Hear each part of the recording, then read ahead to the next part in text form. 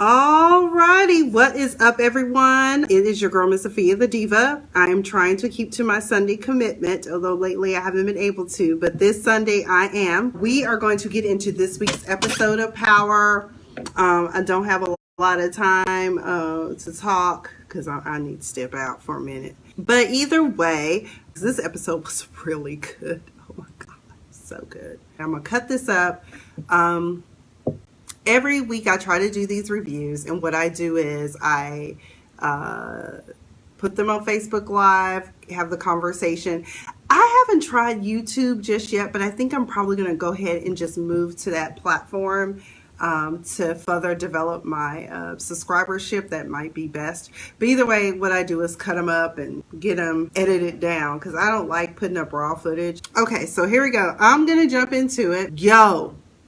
We are in season 5, episode 7, The Devil Inside. There's a whole lot of devilment going on up in here. I will say this much. So I can't remember how last week's episode ended, other than the fact that James had to find that Terry Silver loves me. Okay?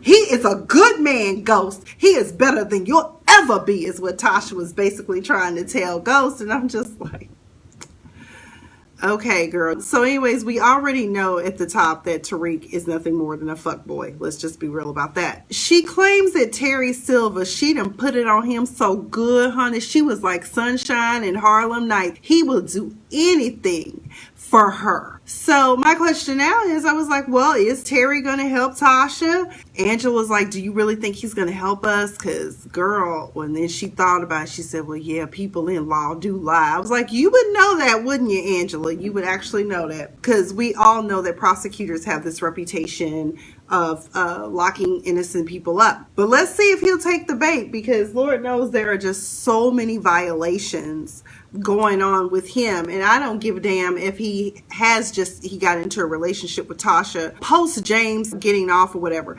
Because here's the thing, you had a desire to be with your client's wife long before he was exonerated. We know that. And therefore, I feel like the ethics committee probably would actually look at that. So Terry really, really believes that she is covering for James, but she finally just has to break down and tell him, look, no, we can't go to the cops. I killed him. He was like, no, you're still covering for James. Finally, she was like, fuck. Okay, let me give up the trump card. I'm covering for Tariq. He's the one that shot him.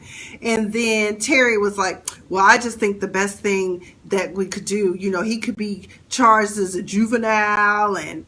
And then also, he didn't say this, but there are some mitigating circumstances why he actually would have killed Ray Ray. But that would also be some blowback for Kanan. Either way, it's a hot mess. But Terry is not convinced, and he seems to really, really believe that she is still covering for James. But my thing is, you've been lying, Terry, the whole time anyway, technically, because you had feelings for Tasha from the top. We've covered that. There was a nice sex scene. There were 3 sex scenes. 2 were paralleling each other. They kept going back and forth. So after Tasha done confessed her sins to Terry, he decided to reward her with a nice couch fuck. There you go. Then you had Jamie and Angela. Ah, papi, it feels so good. You hurt me so good, papi.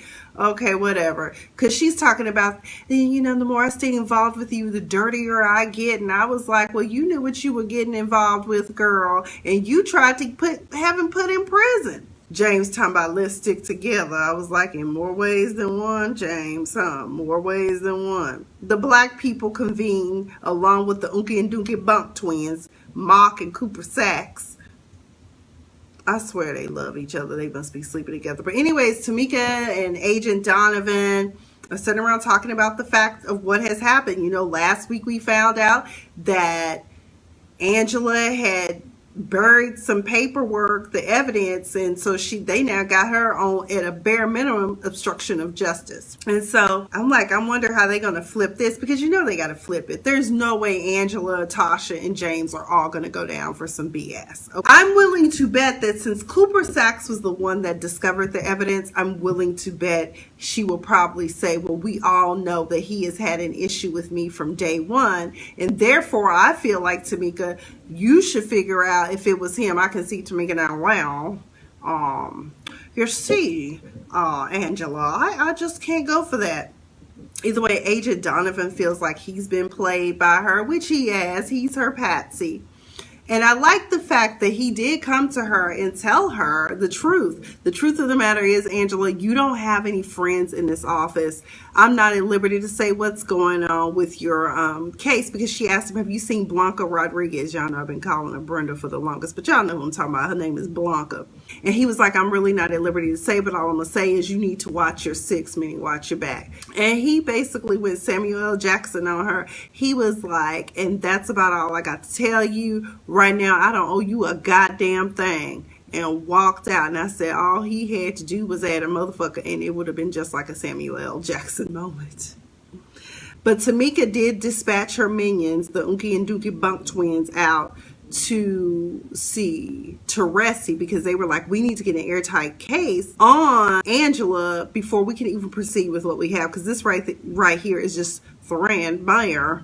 So they show up at his house, which is a bold move simply because, you know, that's the neighborhood and other Italians are watching, and people are already suspicious about how Teresi got out and he was serving a life sentence. So that's not a good look. But they don't give a damn because they're desperate, because their jobs and their necks are on the line. So Connie, they speak to her, hey, Miss Teresi. She was like, go fuck yourself. I was like, that's right, girl. Tell them fuck boys to go fuck themselves. I was like, Connie might be sick, but she still got a whole lot of fight in her, honey. I'm hoping that at some point that Connie goes ahead and tells Tommy the truth about his father, and that he needs to be careful about how he moves and shakes with his father. You know, you can't be a snitch. You just can't. I think that she was really telling Teresi some really good stuff to really kind of make him reconsider what it is that he's doing. And at the end of the day, I'm willing to bet he's probably going to throw Sammy under the bus. Can you say sacrifice, children? Sacrifice. So Connie basically was telling him that, you know, when I'm gone, Tommy really is going to be the only family that you have.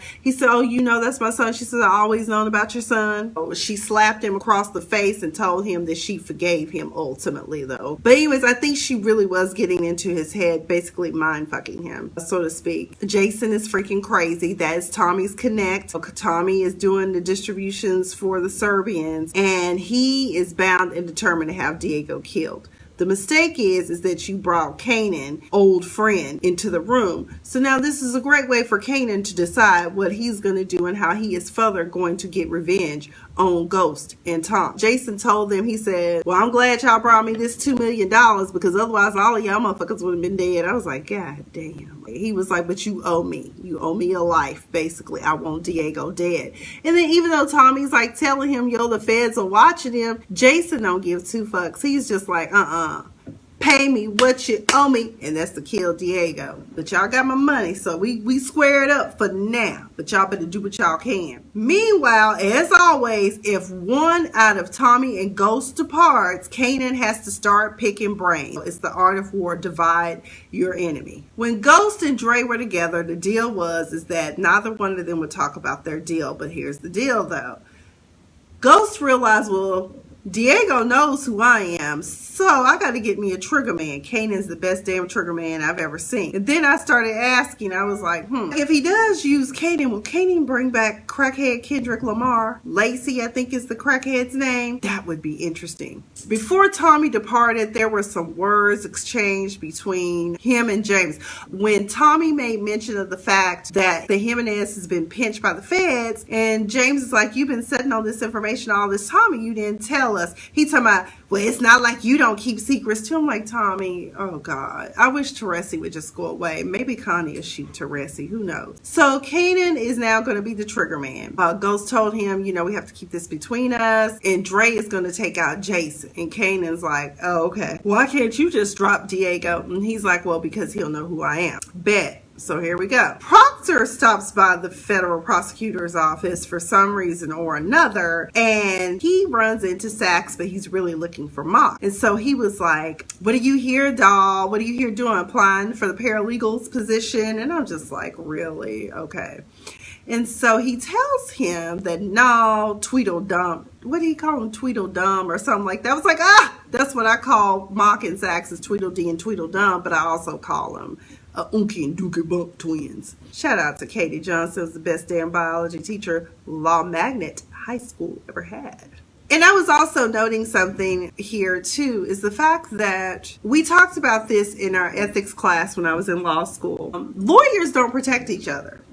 They can be very savage and very competitive, and they will look for ways to eliminate their competition. And that's essentially what Mock and John are doing, John Mock and Cooper Saxe, because they see Proctor as a threat because he can out-lawyer them and make them look bad and ruin their win record. Oh my. But needless to say, it appears as if a plan is hatched that in order for Proctor to get his license back, he has to give Saxe some information, but Proctor outfoxed him because he was like, yo, you need to make that call now, and then I'll go get you something. And Saxe does. And later on in the episode, we find out that Proctor got his license back. Yes.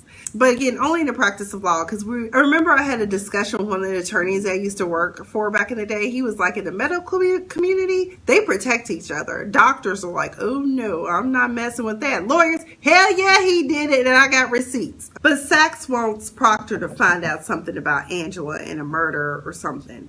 So Tasha's all smug with her chest out when she comes home to let James know that Terry said he gonna back me. He got my back. But I'm like, seriously? Okay. And so she was like, but we didn't start dating until he got you off. And he was like, and oh, then he got you off. I was like, but you can't be mad at her for going for hers. You were messing around with Angela, but truth be told, like we all said, while you may have not had a physical relationship, she was fucking Sean before you got with Angie. So hey, what's good for the goose is good for the gander in this case. Tasha's smug face is going to get cracked later on in this episode.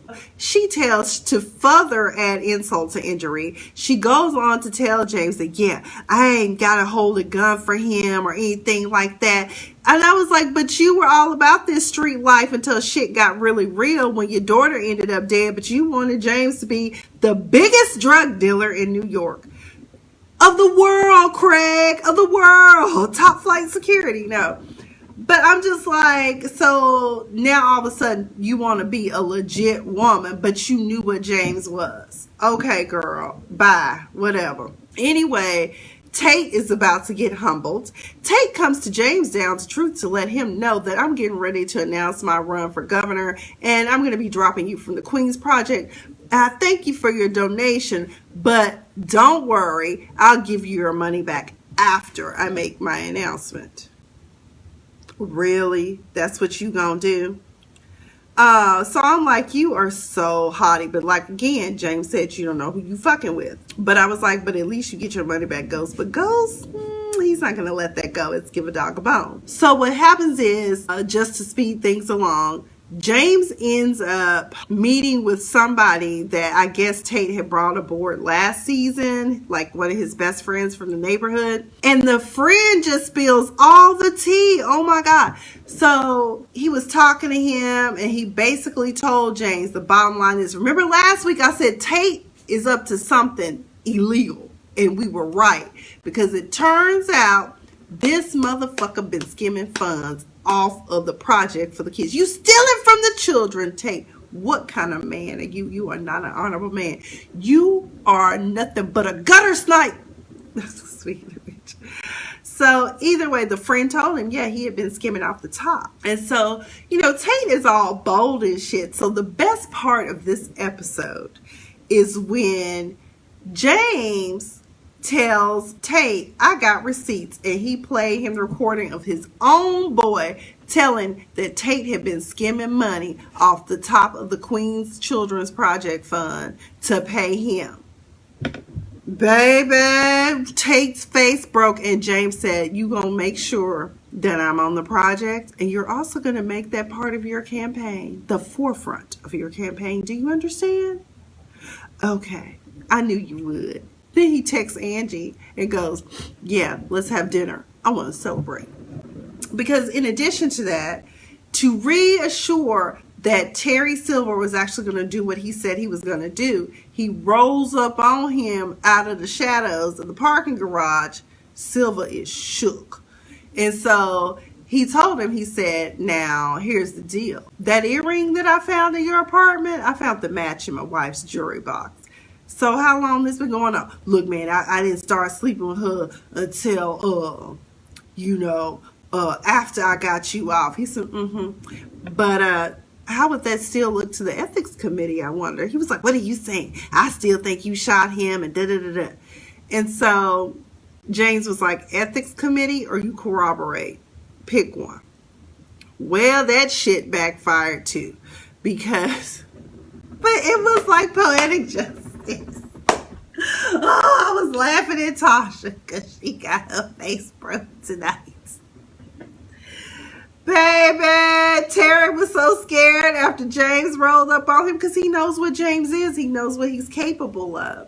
And she comes into this apartment and, baby, he done cleaned it out completely. There was a subpoena and a check and a note talking about he's sorry. He just couldn't do it. She done called the office. They said he on a leave of absence, baby. He gone. Furniture, not a lick of furniture, not even a dust mite was left, baby. He left her, but I was like, you got humbled tonight. You got humbled. Meanwhile, in this episode, Tommy and his dad and Sammy are about to go pick up the proceeds of the fruits of their labor from drug trafficking inside of a jail using Teresi's Connect. This whole scene was just all bad. And so they go to this garage. The guy hands over a suitcase. Teresi feels like something isn't right. It's a little weighted. Dude thought he was just going to be able to hand the suitcase to Teresi and they walk away. Then on top of that, Tommy is giving away all the church's money, honey, to Sammy and Teresi. But before that, they found out dude shortchanged him. Needless to say, a father and son bonded over a murder. Tommy and Sammy was holding the poor chap down while Teresi drilled a hole in his knee and his skull. How lovely. It's always nice when the family gets together, isn't it? So then on the way after they've done this dirty deed, Tommy starts talking about all these different bodies he's dropped, how him and Ghost ran the streets. And then I think before or after there was discussion of starting a business to clean the money because Ghost can't do it. That's a legit reason, but he's not going to see it that way. He's so high-headed. He tells Tommy, come over for dinner. Connie will cook. A good father-son bonding time. Sammy's like, when do I come over? He goes, oh no, Sammy, this just family only. Like, you family, Sammy, basically, baby, but you be getting ready to be out in the cold, and I'm willing to bet you're going to be the fall guy for everything that's about to go down. Watch your back, Sammy. Teresi ain't your friend. He all about his son. Meanwhile, while they go into the store, Tommy gets a call from his cokehead mother who wants to see him, and he told her he is no longer fucking with her anymore, even though she do probably really need a hit of coke. For some reason, she keeps calling Teresi a piece of shit, and I think that her hatred runs a little bit deeper than what Tommy really needs to know, if you ask me. So either way, at this dinner, because I don't know, I'm kind of out of it right now. I'm sorry, guys. But anyway, so Tommy's mom, when she's on the phone with him, the dad sticks his head in and asks Tommy, do he need anything? And that's what she was, are you with that piece of shit? Oh my God. Yeah, I'm with him. Get off the phone. I'm not coming over there. And so at dinner, they had a discussion. Connie was very, very hospitable, very nice. They said the food was delicious. Cokehead mama show up. Baby, if that scene was not something that was just catastrophic and crazy as hell, I was like, she was like, you see this? I got a son.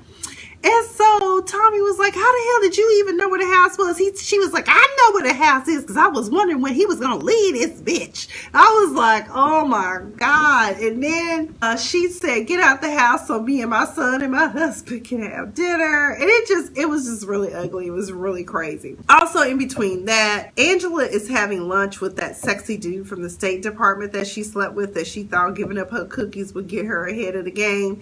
She was asking if there were any positions available in the department. And I thought she was asking for herself. Fast forward, we find out she's actually trying to set John Mock up because now she's armed with the information from Donovan and she's trying to find out, damn, can I get him a job? And you know, Mock is a power-hungry mofo. Now, one of the people said they doubt that he'll take it, that follows and converses with me on Twitter. She says, I think he knows she's up to something. And he's already on to her. But then again, I also think because Mock is so power hungry, he'll take the job. We'll see. Maybe we'll find out next week about that. I thought she was trying to leave before shit got real, but no, she's trying to clean out her enemies so that she can go about doing what it is that she's doing. Because, you know, Donovan also said something else I forgot to mention. He was like, your judgment always seems to be clouded when it comes to the St. Patrick's dude. So you ain't got no friends here. Just want to let you know that. Connie had a great idea about how to transport and clean the drugs. Start a private ambulance service. Oh, Lord, could you see Tommy trying to get people to the hospital from the nursing home? Help, Lord. At the dinner, there's mention of whether Tommy has a special lady. Of course, Tommy almost said something about Holly, but he basically just said, well, she no longer lives in the state. And that's true. She no longer lives anywhere, really, on Earth, as far as we know. And he said, I do have someone that I deal with. And he was talking about Keisha because he shows up at her front door. They end up getting together, having a passionate night of sex and a bowl of cereal the next morning. I was like, breakfast, can't wait. So it's Keisha and Tommy boot up. Angie and James back boot up. And, well, Tasha ain't boot up no more. We find that out later on the episode. Of course, she ain't got no boo no more. So anyway, girl, she's going to go have dinner with his mom and pop. But I'm like, how would they feel about him dating a black girl? Because, you know, Italians, they tend to have issues with that interracial mixing thing. But maybe they're more modernized and 21st century present. The next day, Keisha's on cloud nine. Tommy must have put it on her. And she just got a big old smile. Tasha smiling too. But I found it interesting, the conversation, because Tasha said, I thought that Tommy's dad was dead. Where he been all these years? And Keisha was like, I don't know. I just know the dick was really good last night. And I'm just like, oh my God. Y'all need to start asking questions, okay? And I thought she knew about Teresi, but I guess not too many people, I guess, know about Teresi. I guess because Tommy really has been spending more time with his father and giving up all the family secrets. He just hasn't had time to stop by and see his sister and fill her in on what's going on. Diego and Dre meet up. He gets money. Diego told Dre he really don't like him, but he liked the fact that he getting money. That's when Dre puts his plan into motion and tells him, yo, we gonna have a celebration since we have such a good business relationship, and that's the setup. So there's gonna be a private party. Dre's like, who else is coming? Diego's like, only my most trusted soldier right here. That's when he also tells Spanky and Francis about, well, Francis knew because he was telling Diego that the real rat was not Tommy and Ghost. It was actually Arturo, and he won't be talking anymore. Of course, Francis had to blurt out, it was Arturo. I'm like, would you shut up and stop screaming out random shit, Francis? Let Dre talk. You so disrespectful. You don't know your place, and he has saved your life because honestly, Diego and them could have killed you too. But Francis is giving up all the family secrets on his side to Kanan. Kanan is like, this works out perfectly, but we're not going to let Dre do that. He's not going to kill Jason, because if he kills Jason, then we lose the connect, because the whole point is for us to get in good with Jason. Needless to say, the plan goes off without a hitch. Francis shares with Frankie that they are not going to kill Ghost because he will not be present. It will be Kanan. And we're going to go work for Kanan because Dre has been way too busy doing way too much bullshit. Get it together, Dre. Needless to say, how the setup goes down, pop, pop, pop. They go down when they think they're going into the room of girls. I said, daggone shame Diego probably die without a heart on. They gonna show up with a gun talking about the girl's gonna love to see this. Ain't no girl gonna want to see no gun waved in her face. What the fuck wrong with you? That's why you're dead to the bed now. Plus, Dre knows now where Jason is staying, what hotel, so does Kanan. Kanan does what he's supposed to do, goes to the hotel, sees Jason, tells him, here's the head, I've done what I'm supposed to do. And then some kind of way they got on this conversation of taking over Tommy's business. And he was like, well, what are you going to do about Tommy and Ghost? He said, oh, they'll cancel each other out. I'll see to that. And he said, so you want to be the next distributor? He said, well, you got to prove yourself. He said, well, I'm going to go ahead and prove myself right now. Someone's coming to kill you. So let's get out of here now. Dre shows up dressed as a maintenance man. He got this big ass gun. I was like, damn, dude, you couldn't get a sidearm to get this shit done. And he goes to the room. Hotel maid is cleaning up. Surprise! Because I just knew that maybe Dre was going to end up dying, but I guess not. They figured they keep Dre so that they can get with Alicia and handle up on her too. Teresi fills Mock and Sax in on the murder that happened. Remember when Charlie Murphy got killed and Teresi did the staging and he basically said, we'll never speak of this again as long as you live up to your end of the bargain. The end of the bargain was that Ghost would see to it that Tommy connected with him. So I don't know how that's going to play out. That's kind of scary. I don't want to see James go back to jail. But it looks like his whole little organization and family are all going to go to jail. Meanwhile, Tariq is still hanging out with the godfather he never had, Kanan. I don't know how this school hasn't noticed that a 40-plus-some-year-old man is coming to see a teenager that he's not even on the visitors list to be able to visit, but okay. So now Tariq gonna call him or was telling him something about he want to be a hustler. Are you serious? Really, a hustler? But you said you got a problem with your dad being a dope dealer. You are not about that life, little Tariq, okay? What do you know about being a hustler? Yeah, you riding the wave right now, but you get out in the streets, you probably get a cat busting you just like your sister. You've been penthouse pimping your whole life, baby. I just don't see it for you, but okay. Meanwhile, instead of going to visit Angela in her apartment, since he always seems to be able to get in there, because he had her me. She was like, you stop coming to my house.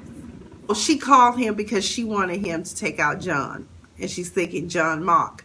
And what it is that if he doesn't take that job, John Mock gonna be sleeping with the fishes. And so that's when Tommy was like, oh, you got a little devil inside of you. Now, y'all, he did pop up from behind her out of the car. So that was a little scary. But it was cute, though, for what it was. And I loved how Kanan served up Diego's head in a Louis Vuitton bag. So Dre didn't die. Episode 7 in, he didn't die. Spanky and Francis are now learning how to follow orders, okay? Because they said, we ain't going to kill Kanan because, Dre didn't tell us to kill him. Remember what happened last time? We didn't follow orders. But Kanan ain't shit, man. But then at the same time, he's up for revenge anyways because of what Ghost and Tommy did to get him locked up for life, too. Angela and Ghost are having dinner at home. This is right after Tasha discovers Terry really don't love you as much as you thought he did. Okay, girl, because he done skipped town. He's not a man built for that type of life, girl. He got to protect his own interest. And she comes in there talking about, yo, we got to do something. That's it. I'm just going to turn myself in. And then James was like, no, now. I'm going to go turn myself in. I was like, dude, you just don't know. You might be going to jail anyway. So you just going to get the needle. I was like, but wait a minute, parents. Why don't y'all just let your child go? He want to be about that life. Just let him turn himself in and let him become someone's homegirl down to the prison. He ain't ready for that life. I don't think y'all should follow her sword.